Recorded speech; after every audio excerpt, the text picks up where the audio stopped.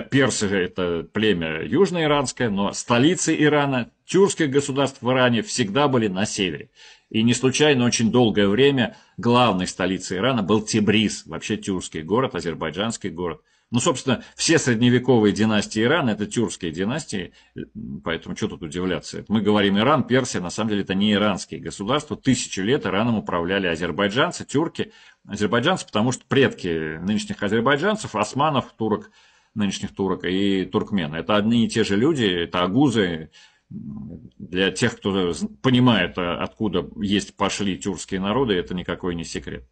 Соответственно, азербайджанцы могут с полным правом свою историю описывать не как историю маленького ханства на севере от Ирана, но как историю тюркских народов в Иране, которые правили Ираном. Но это дело такое постороннее. Главное, что Иран весь базировался на северных рубежах.